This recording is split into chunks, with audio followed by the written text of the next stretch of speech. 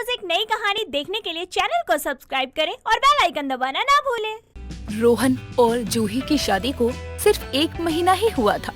दोनों में बहुत प्यार था। ऐसे ही एक शाम रोहन घर आकर अपनी पत्नी जूही से कहता है, जूही, आज मेरे बॉस ने कहा है कि मुझे कुछ दिनों के लिए एक मीटिंग के सिलसिले में बाहर रहना होगा, तो तुम यहाँ माँ और अपना ध्यान रखना, ठीक है? क्या कहा? बाहर जा रहे हो? लेकिन आपको पता है ना कि अभी हमारी शादी हुई है और आप अभी ही बाहर जा रहे हो, वो भी मुझे अकेला छोड़कर। अरे जूही समझो, बस कुछ दिनों की ही बात है, फिर तो मैं आ ही जाऊंगा वापस। लेकिन अभी तुम्हें जाना ही क्यों है? अभी तो हम हनीमून पर भी नहीं गए हैं, मत जाओ ना। अरे जूही समझो ना, हनीमून पर तो बाद में भी जा सकते हैं, पहले काम करना होगा, वरना बात मेरी जॉब पर भी आ सकती है। मतलब तुम्हारे लिए मुझसे ज्यादा जरूरी तुम्हारा काम है? अगर ज्यादा जरूरी काम था तो मुझसे शादी ही क्यों की तुमने? अरे तुम समझ क्यों नहीं रही हो जूही, मेरा जाना जरूरी है, मैं जल्दी से जल्दी आने की कोशिश करूँगा। दोनों के शोर शराबे को सुनकर वहाँ रोहन की माँ कांता आ जाती है और दोनों को लड़ते हुए देखकर कहती है, अरे यहाँ सब ये क्या हो रहा है? तुम दोनों इतनी जोर जोर से लड़ रहे हो कि ये आवाजें पड़ोसियों के घर में भी जा रही होंगी। माँ जी देखिए ना इन्हें, अभी हमारी शादी को कुछ ही दिन हुए हैं और ये कह रहे हैं कि इन्हें बाहर जाना है काम से। बताइए ऐसे कोई करता है भला? अरे बहू, कुछ काम होगा तभी तो जा रहा होगा ना। माँ जी, अगर आपकी नई नई शादी होती और आपका पति बाहर जाने के लिए कहता तो क्या आप उसे जाने देती? अरे ठीक है, तू शांत हो जा, मैं बात करती हूँ, बस तू चुप हो जा। इतना कहकर अब कांता रोहन को अपने साथ उसके कमरे से बाहर ले जाकर उससे कहती है, अरे बेटा रोहन, क्या बात है? कुछ ज्यादा जरूरी काम है क्या जो ऐसे जाना पड़ रहा है? हाँ माँ, अगर मैं कल नहीं गया तो कंपनी को बहुत नुकसान हो जाएगा, इसीलिए मुझे जाना ही पड़ेगा। सुन बेटा, मैं जाने से नहीं रोक रही, लेकिन तेरी बीबी भी अपनी जगह सही है। तुझे तो पता ही है कि मेरा जीवन कैसे अकेलेपन में बीता, वैसे मेरी बहू के साथ ना हो। अभी तुम्हारी नई नई शादी हुई है, थोड़ा ध्यान से। माँ आप चिंता मत करो, मैं आपकी हर तकलीफ से वाकिफ हूँ, मैं ऐसा कभी नहीं होने दूंगा जिससे उसे कोई दुख पहुँचे। ठीक है, तू जा, मैं बहू को समझा दूंगी। इतना कहकर अब कांता जूही के कमरे में जाकर उसे समझाती है और रोहन को काम से बाहर जाने देने के लिए मना लेती है और जूही भी उसकी बात मान जाती है। अगली सुबह रोहन काम से बाहर चला जाता है और यूं ही कुछ दिन और बीत जाते हैं। लेकिन इस बीच रोहन की ना तो कोई कॉल्स आते और ना ही मैसेजेस, और इस बात से जूही बहुत परेशान हो जाती है। वो एक दिन कांता से कहती है, माँ जी देखिए ना, कितने दिन हो गए रोहन जी को बाहर गए हुए, लेकिन अभी तक ना तो उनका कोई मैसेज आया है और ना ही कोई कॉल आया है। मुझे तो बहुत डर लग रहा है, ऐसा आज तक उन्होंने कभी नहीं किया। अच्छा, वैसे अभी तक मेरे पास भी उसका कॉल या मैसेज नहीं आया है, मैं एक बार उसके ऑफिस में कॉल करके पूछती हूँ। इतना कहकर अब कांता रोहन के ऑफिस में उसके बॉस से कॉल करके रोहन के बारे में पूछती है और वहाँ पर भी किसी को कुछ नहीं पता होता कि रोहन कहाँ है। जिसके बाद कांता और जूही बहुत परेशान हो जाते हैं और थक हार कर दोनों पुलिस के पास जाकर रोहन के लापता होने की कंप्लेंट करते हैं। जिसके कुछ दिन बाद पता चलता है कि रोहन अब इस दुनिया में नहीं रहा। जब वो काम के लिए दूसरे शहर जा रहा था, तभी उसका एक ट्रक से एक्सीडेंट हो गया था और उसमें उसकी जान चली गई और लोगों ने समझा कि उसका इस दुनिया में कोई नहीं है और उसका अंतिम संस्कार कर दिया गया। जब ये बात दोनों सास बहू को पता चलती है तो दोनों बुरी तरह से टूट जाती है। जिसके बाद कांता अपनी बहू को समझाते हुए कहती है, बहू मुझे माफ कर देना, अगर उस दिन मैं रोहन को बाहर जाने से रोक लेती तो ऐसा नहीं होता। मुझे माफ कर दे बहू, तेरी गुनहगार हूँ मैं। नहीं माँ जी, ऐसा नहीं हो सकता। मेरे नसीब में शायद रोहन जी का प्यार ही नहीं था, इसमें आपकी कोई गलती नहीं है। अगर मैंने अपना पति खोया है तो आपने भी तो अपना बेटा खोया है ना। जूही इतना बोल ही रही थी कि तभी वहाँ पर कांता की एक बहुत अच्छी दोस्त विमला आती है, जो कि कांता और जूही को बात करते देखकर कहती है, अरे कांता, क्या बात है? बहू आने से अपने दोस्त को तू भूल ही गई। अरे विमला तुम। इतना कहकर कांता रोती हुई विमला के गले लग जाती है और विमला को अपने बेटे के मरने के बारे में बताती है। कुछ देर दोनों बातें करते हैं, जिसके बाद कांता विमला को अपनी बहू के पास बिठाकर उसके लिए कुछ खाना बनाने चली जाती है और फिर विमला जूही से कहती है, भगवान बिना ना जाने किस गलती का बदला ले रहा है मेरी दोस्त से। उसके जीवन में जब भी खुशी आती है तभी वो छीन लेता है उससे। हाँ आंटी जी, आपने सही कहा। रोहन के जाने के बाद से माँ जी बहुत टूट गई है, लेकिन मुझे अभी तक एक बात समझ नहीं आई। इतना सब कुछ हो गया लेकिन अभी तक रोहन के पापा नहीं आए। क्या वो इस दुनिया में नहीं है? क्या कहा? रोहन के पापा यानी कि कांता का पति? बहू, कांता की तो अभी तक शादी ही नहीं हुई, वो अब तक कुंवारी है। क्या कहा? कुंवारी सास? फिर क्या रोहन माँ जी का नाजायज बेटा है? नहीं नहीं, मेरी दोस्त बहुत ही नेक दिल की है। उसने बहुत दुख देखे हैं अपने जीवन में, वो ऐसा गलत काम कर ही नहीं सकती है। फिर रोहन और उन्होंने आज तक शादी क्यों नहीं की? इसके पीछे की क्या वजह हो सकती है? इसके पीछे एक बहुत बड़ी वजह है और वो है रोहन के पिता। ये बात है जब कांता कॉलेज में थी तब की। विमला अब जूही की कंवारी सास के बारे में बताती है कि आखिर क्यों उसने अभी तक शादी नहीं की। विमला जूही को बताती है कि जब कांता और जूही एक साथ कॉलेज में पढ़ते थे तब वो राहुल नाम के एक लड़के को बहुत पसंद करती थी और उससे शादी करना चाहती थी। लेकिन एक दिन जब कांता राहुल को अपने दिल की बात कहने जाती है तब तक राहुल किसी और लड़की से अपने प्यार का इजहार कर चुका था। इस बात से कांता बहुत दुखी थी, पर वो राहुल के लिए खुश भी थी क्योंकि राहुल उसका पुराना दोस्त था। जब राहुल अपनी गर्लफ्रेंड से शादी कर लेता है तो कांता राहुल से दूर हो जाती है। लेकिन कुछ सालों बाद वो राहुल से टकरा जाती है। तब राहुल की पत्नी रोहन को जन्म दे चुकी थी। एक बार जब वो तीनों ही राहुल की जिद पर कहीं बाहर जा रहे थे तब उनका एक्सीडेंट हो जाता है जिसमें रोहन के माता पिता मर जाते हैं। वहीं आंटी जी, रोहन बहुत किस्मत वाले थे कि उनके पास माँ जी जैसी माँ थी, क्योंकि उन्होंने कभी उन्हें और मुझे ये महसूस ही नहीं होने दिया कि वो रोहन की वजह से हमेशा कुंवारी रही। और एक बार भी उन्होंने अपनी शादी के बारे में कभी किसी से कुछ नहीं कहा, बस अपने दर्दों को अपने अंदर ही दबा कर बैठी रही मेरी माँ। बहू, कुछ लोग कहते हैं कि औरत का दिल एक गहरे समंदर की तरह होता है जिसमें बहुत राज छुपे होते हैं, दर्द होता है, प्यार होता है, लेकिन वह कभी किसी के सामने बयां नहीं करती है। ठीक वैसे ही मेरी दोस्त कांता है। आंटी जी, मुझे लगा कि भगवान ने मुझसे मेरा पति छीन लिया, मैं विधवा हो गई, अब मेरी जिंदगी कैसे चलेगी। लेकिन अब मुझे पता चला कि माँ जी भी तो कुंवारी होकर भी बिना किसी के सहारे अपनी जिंदगी जी रही थी, तो मैं ऐसा क्यों नहीं कर सकती। ये तो अच्छी बात है बहू, लेकिन तुझे अपनी सास की सच्चाई पता है, ये उसके सामने मत आने देना वरना वो टूट जाएगी। दोनों बातें कर ही रहे थे कि तभी वहाँ पर कांता आ जाती है और दोनों चुप हो जाते हैं ताकि कांता को कुछ पता न चले। सुमित्रा अपने बेटे सूरज की शादी पैसों के लालच में एक अमीर घर की बेहद ही सुंदर गौरी चिट्टी लड़की मधु से कर देती है। मधु एक अमीर बाप की बेटी जरूर थी, लेकिन उसको अपने रंग रूप का कोई घमंड नहीं था।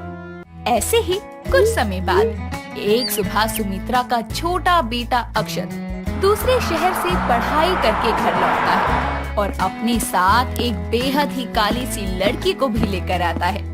अपने बेटे को एक लड़की के साथ आता देखकर सुमित्रा बोलती है, ओए छोरे, ये कौन लड़की है तेरे साथ? कोई शहरी फ्रेंड है क्या तेरी? नहीं माँ, ये मेरी फ्रेंड नहीं, बेबी है, आपकी बहू नीता।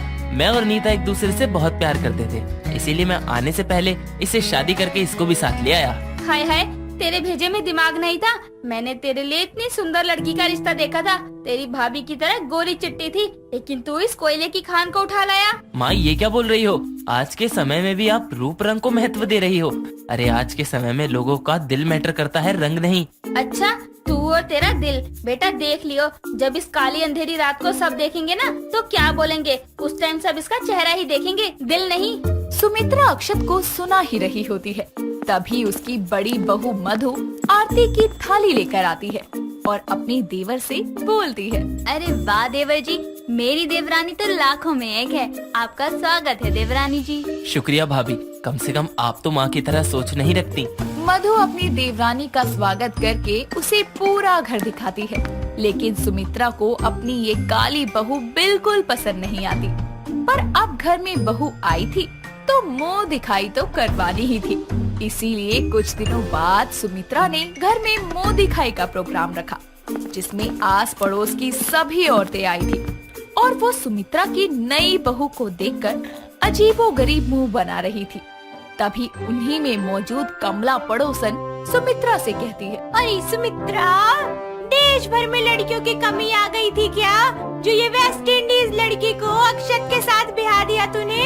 अरे ये बच्चों की पसंद के आगे किसकी चलती है? हाय हाय, अक्षत ने पसंद किया है इसे।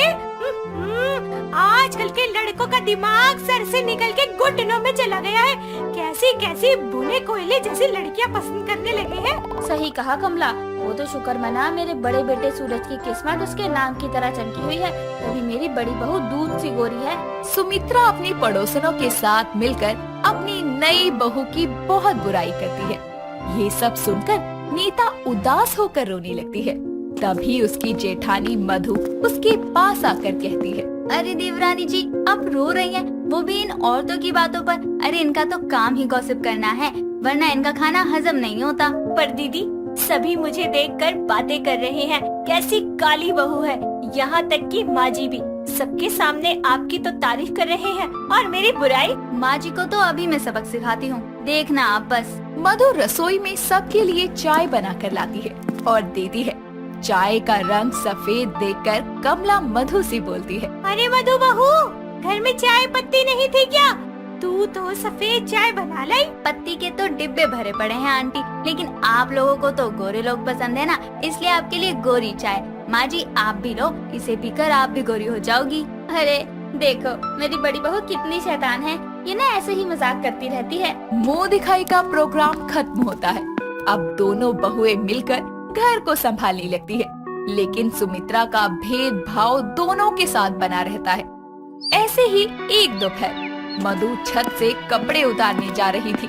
तभी सुमित्रा उसे रोकते हुए बोलती है, मधु बहू, सड़ी धूप में छत पर क्यों जा रही है? माँ जी कपड़े उतारने, सूख गए होंगे, नीता ने सुबह सुबह ही धो दिए थे, तो मैं अब उतार कर ले आती हूँ। रुक जा नीता, अरे ओ नीता, इधर आ। सुमित्रा के बुलाने पर नीता उसके पास आकर कहती है, जी माँ जी, आपने बुलाया? हाँ, छत पर से कपड़े लेकर आजा। इतनी धूप में अगर बड़ी बहू कपड़े लेने जाएगी तो उसका गोरा रंग काला पड़ जाएगा, और तेरा तो पहले से ही काला है, इस पर क्या ही फर्क पड़ेगा। ये सुनकर नीता को बहुत बुरा लगता है, लेकिन वो अपने आंसू छुपाते हुए छत पर जाने लगती है। तभी मधु बोलती है, नीता तुम नहीं, मैं जाऊंगी ऊपर से कपड़े लेने। जाओ, जो काम कर रही थी वही करो। मधु सुमित्रा को घूरते हुए छत की ओर चली जाती है। ये देखकर सुमित्रा बोलती है, लो, आजकल तो भलाई का सोचना भी पाप है, करो भाई अपनी मर्जी। कुछ दिन यूं ही गुजरते हैं। सुमित्रा का नीता के रंग को लेकर उससे भेदभाव जारी रहता है। वो मधु से बड़े ही प्यार से बात करती और नीता से हमेशा चिल्लाकर। एक शाम पूरे परिवार को एक शादी में जाना था। तभी सुमित्रा बहुत सारा मेकअप लेकर नीता के पास आकर कहती है, नीता बहू, ये तेरे लिए, शादी में जाने के लिए अच्छे से मेकअप कर लियो। शुक्रिया माँ जी, आपने मेरे लिए इतना सोचा। हाँ हाँ ठीक है, अब तैयार हो जा। सुमित्रा नीता के कमरे से जैसे ही बाहर जाती है, सामने उसे मधु तैयार होती हुई नजर आती है, बिना किसी मेकअप के। ये देखकर सुमित्रा बोलती है, देखो मेरी मधु बहू को, बिना मेकअप के भी कितनी सुंदर लग रही है, और एक ये है जिसे अभी मैं इतना मेकअप देकर आई हूँ ताकि वो इसके धूल बराबर ही लग जाए। ये सब नीता अपने कमरे से सुन लेती है और वो अपनी सास के मेकअप देने के पीछे का मकसद भी जान जाती है। कुछ देर में वो तैयार होकर बाहर आती है तो उसको देखकर मधु बोलती है, अरे वाह, क्या खूब लग रही है मेरी देवरानी, नजर न लगे किसी की। काला टीका लगा दे ताकि नजर न लगे, लेकिन काला टीका भी इसके शरीर पर लगकर खो जाएगा। इससे अच्छा नींबू मिर्च लटका दे, वो सबको दिखेगी। माँ जी बस भी करो, आपका ये मुंह तो नीता के लिए बस कड़वाहट उगलने के लिए ही खुलता है। अब लेट नहीं हो रहा आपको शादी में जाने के लिए? इसके बाद पूरा परिवार एक रिश्तेदार की शादी में जाता है, जहाँ दोनों बहुएं अपने अपने पति के साथ खड़ी होती है और सुमित्रा कुछ दूर पर रिश्तेदारों से बातें कर रही थी। सुमित्रा उनसे बातें करके जैसे ही आगे बढ़ती है, तभी मधु और नीता की नजर उसके सर पर लटके झूमर पर जाती है, जो गिरने ही वाला था। अपनी सास को बचाने के लिए मधु नीता को आगे धकेल देती है, जिसके कारण नीता अपनी सास को बचाकर खुद उस झूमर के गिरने से थोड़ी सी घायल हो जाती है। सभी उसको हॉस्पिटल लेकर जाते हैं। जहाँ होश आने पर सुमित्रा नीता के पास आकर बोलती है। बहू मुझे माफ कर दे, मैं हमेशा तेरे काले रंग पर तुझे सुनाती रही, तेरे साथ भेदभाव किया, लेकिन आज तूने अपनी जान की परवाह किए बगैर मेरी जान बचाई। तेरा ये एहसान मैं जिंदगी भर नहीं भूलूंगी। और अब मुझे फर्क नहीं पड़ता कि तू काली है या गोरी, तू मेरी बहू है, मेरी प्यारी बहू। इतना बोलकर सुमित्रा नीता को गले लगा लेती है। उसके बाद नीता से मिलने मधु आती है और उसको देखकर नीता बोलती है, दीदी, माँ जी को तो आप आसानी से बचा सकती थी, लेकिन आपने अपनी जगह मुझे क्यों आगे किया? आप मुझे दर्द में ऐसे देखकर खुश है क्या? तुम्हें ऐसा लगता है कि मैंने तुम्हें दर्द देने के लिए आगे किया? नहीं, मैं माँ जी को बचा सकती थी, लेकिन इससे उनके अंदर कोई बदलाव नहीं आता। उनके लिए मैं हमेशा से अच्छी बहू हूँ और रहूंगी, लेकिन वो तुम्हें तुम्हारे रंग की वजह से नापसंद करती हैं, तुमसे भेदभाव करती हैं, और मुझे लगा कि अगर तुम उनकी जान बचाओगी तो शायद उनके मन में विचार तुम्हारे लिए बदल जाएं, और शायद ऐसा हुआ भी। दीदी, आपने हमेशा मेरी मदद की, कभी अपने इस रंग रूप का घमंड नहीं किया। आज के लिए भी आपका बहुत बहुत शुक्रिया। आपके कारण माँ जी ने मुझे स्वीकार कर लिया। पता है नीता, ये दुनिया बहुत अजीब है। सब बातें करते हैं, उनको किसी के रंग से फर्क नहीं पड़ता, लेकिन असल में पड़ता है, सबको पड़ता है। मैं दुनिया की थिंकिंग नहीं बदल सकती थी, मैंने माँ जी की भी थिंकिंग नहीं बदली। बस वो तुम्हारे एक एहसान के बोझ तले दब कर ही सही तुमसे अच्छे से पेश तो आएंगी। सही कहा दीदी, ये दुनिया है कि कभी भी काले गोरे का भेदभाव करने से पीछे नहीं हटेगी। मधु अपनी सास के विचार तो नीता के लिए बदल देती है, लेकिन वो इस सच्चाई से अच्छे से वाकिफ होती है कि इस दुनिया में लोग कभी रंग भेद करने से पीछे नहीं हटेंगे। इसीलिए हम जितनी कोशिश करें, ये समाज काले गोरे को अलग मानता रहेगा।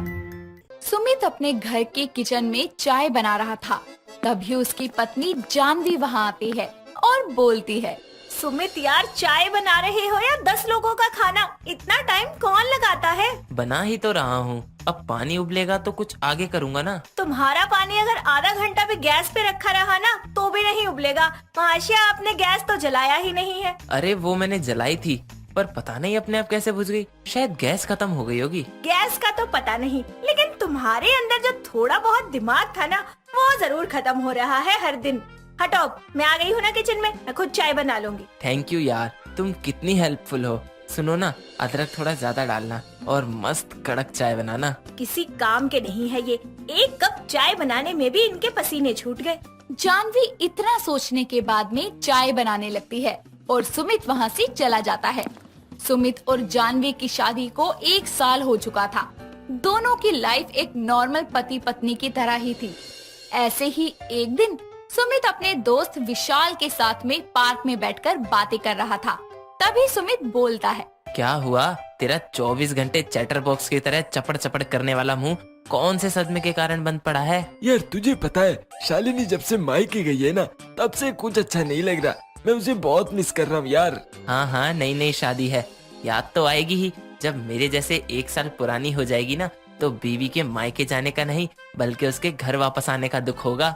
वो दोनों आपस में बातें कर ही रहे थे कि तभी सुमित की नजर बैठी हुई एक खूबसूरत सी लड़की पर जाती है, जिसकी तरफ इशारा करते हुए वो विशाल से पूछता है, ओए ढक्कन, ये कौन सा नया फूल है? इससे पहले तो कभी नहीं देखा पार्क में। अरे वो नया नहीं, पुराना फूल है। नंदिता हमारे HR डिपार्टमेंट में काम करती है। तू जब अपने हनीमून पर गया था ना, तब आई थी ये। मैंने बहुत सोचा जाकर हाय हेलो करूं, पर हिम्मत ही नहीं हुई। जिसके बाद दोनों वहाँ से चले जाते हैं और रास्ते में सुमित जानवी के लिए गजरा लेते हुए घर जाता है और जानवी सुमित को देखकर बोलती है, आ गए आप? अरे अभी कहाँ, अभी तो मैं बस से उतरा हूँ। आते आते 10 मिनट और लग जाएंगे, ठीक है? सीधे सवाल का उल्टा जवाब देने में कुछ ज्यादा ही मजा आता है आपको। अरे मजाक कर रहा था यार। ये देखो मैं तुम्हारे लिए क्या लाया हूँ। इतना कहकर वो अपने बैग से गजरा निकालकर जानवी को दिखाते हुए बोलता है, तुम्हें याद है ना, शादी की पहली रात मैंने यही मोगरे का गजरा तुम्हारे बालों में लगाया था, फिर तुमने मुझे एक टाइट सा हक दिया था। वो इसलिए क्योंकि तुम तो आगे नहीं बढ़ रहे थे, तो मैंने सोचा कि मैं ही पहल कर देती हूँ। लेकिन यार, अब कौन गजरा दे के प्यार जताता है? लाना ही था तो कोई अच्छी सी साड़ी ले आते। जिसके बाद ये बोलकर वो गजरा लिए बिना ही वहाँ से चली जाती है और सुमित उदास होकर मन ही मन में बोलता है, दिल के अरमा आंसुओं में बह गए। वो हमसे साड़ी की आस लगाती रही और हम उसके लिए फ्रेश गजरा लाए बैठे थे। इतना बोलकर वो भी अपने कमरे में चला जाता है। ऐसे ही दिन बीतते जाते हैं और सुमित रोज पार्क में नंदिता को अकेले बैठे देखता रहता था। और एक दिन वो पार्क में विशाल से बोलता है। ओए, क्या टुकुर टुकुर ताके जा रहा है उधर? अब बात करने की हिम्मत तो है नहीं, तो अब तू देखने में भी टैक्स लगाएगा क्या? बस बहुत हो गया, हमेशा बेचारी अकेली बैठी रहती है। यार, हम अपने इतने सुंदर कलीग को ऐसे लोनली नहीं छोड़ सकते। तू यहीं रुक और देख। इतना कहकर वो नंदिता के पास जाकर बैठ जाता है और बोलता है। हेलो, मैं आपको रोज मैं आपको रोज देखता हूँ यहाँ अकेले बैठे हुए। कोई खास वजह? हाँ, मुझे शांति पसंद है, इसलिए मैं यहाँ आ जाती हूँ। शांति तो मुझे भी बहुत पसंद थी, पर उसे कमीना संजू ले भागा। जी मतलब? वो वही शांति। बहुत शांति है यहाँ, तभी तो मैं और मेरा दोस्त यहाँ गप्पे मारने आते हैं और बोल बोल कर शांति की ऐसी की तैसी कर देते हैं। आप बहुत फनी हैं, आपसे मिलकर बहुत अच्छा लगा। ऐसे ही दोनों में बातचीत बढ़ती जाती है और दोनों एक दूसरे की कंपनी को एंजॉय करने लगते हैं। दिन यूं ही बीतते हैं। एक दिन नंदिता ऑफिस के काम को लेकर बहुत टेंशन में थी। उसे टेंशन में देखकर सुमित उसकी मदद करता है, जिसकी वजह से बॉस नंदिता को अप्रिशिएट करते हैं और वो बहुत खुश हो जाती है।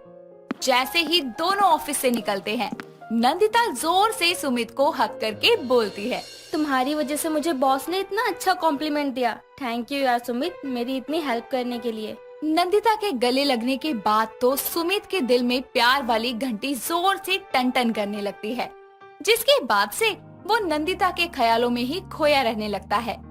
ऐसे ही एक दिन जब वो नंदिता के बारे में सोच रहा था, तभी वहाँ जानवी उसकी शर्ट लेकर आती है और उसे यूं खोया देखकर बोलती है। अब रात क्या कम पड़ती है जो दिन में भी सपने देखने लगे? अरे क्या सोच सोच कर इतना मुस्कुरा रहे हो? अच्छा, तो मतलब अब मैं मुस्कुरा भी नहीं सकता? अरे मुस्कुराना क्या, तुम चाहे जितना मर्जी दांत फाड़ फाड़ के हंसो, मुझे क्या। पहले ये बताओ कि ये लेडीज परफ्यूम की खुशबू तुम्हारी शर्ट से क्यों आ रही है? क्या? अरे वो गलती से तुम्हारा लगा लिया होगा मैंने। पर ये परफ्यूम तो मेरे पास है ही नहीं। अरे छोड़ो ना, बस मैं जाता हूँ, इधर उधर हो गया होगा। और इसको देखकर अपने मोटे दिमाग में कुछ ऊट पटांग मत सोच लेना। मोटा दिमाग? तुमने मुझे मोटी बोला? अरे इसी पतली कमर को देख कर ना तुम मुझ पर फिदा हो गए थे, भूल गए?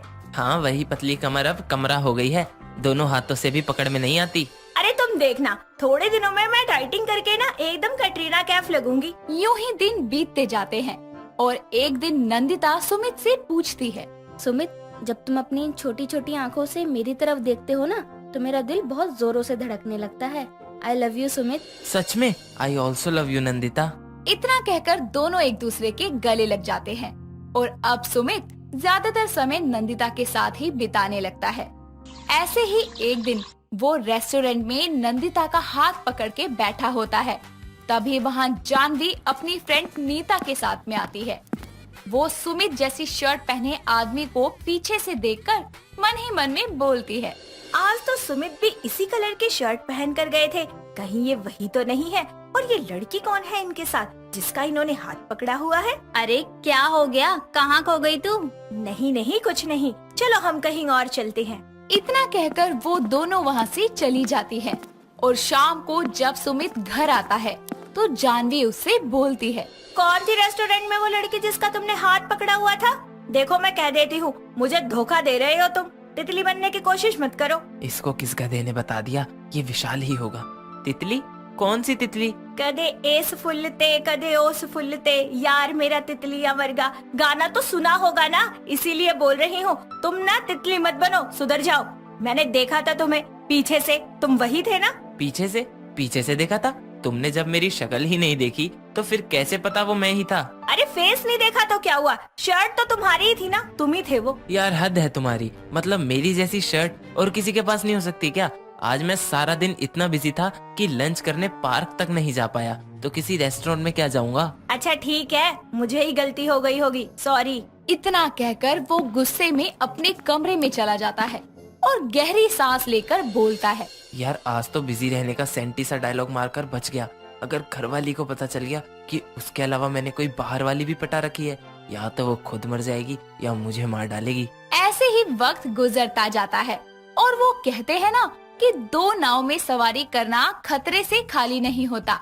इसी तरह एक दिन सुमित जानवी के साथ शॉपिंग करने एक मॉल में जाता है, जहां जानवी की टक्कर नंदिता से हो जाती है और नंदिता सुमित को देखकर बोलती है, बेबी तुम यहाँ पहले क्यों नहीं बताया, हम साथ आ जाते। कौन सा बेबी? किसका बेबी? अरे ये मेरा हस्बैंड है सुमित। ये वही लड़की है ना जिसको मैंने तुम्हारी जैसे शर्ट वाले आदमी के साथ उस दिन रेस्टोरेंट में देखा था। ओ हेलो, मैं रेस्टोरेंट में पहले से सुमित के साथ थी। इसका मतलब सुमित तुम पहले से शादीशुदा हो। अब नंदिता और जानवी दोनों समझ चुकी थी कि सुमित उन दोनों को धोखा दे रहा है। दोनों घूर के उसकी तरफ देखती है और इससे पहले वो दोनों उसे कुछ कह पाती, पलक झपकते ही सुमित वहाँ से रफू चक्कर हो जाता है और वो दोनों भी उसके पीछे पीछे भागने लगती हैं। दोस्तों, अगर आपको ये कहानी पसंद आई तो इसे लाइक करें, शेयर करें और कमेंट करके बताएं कि कहानी में आपको सबसे अच्छा क्या लगा।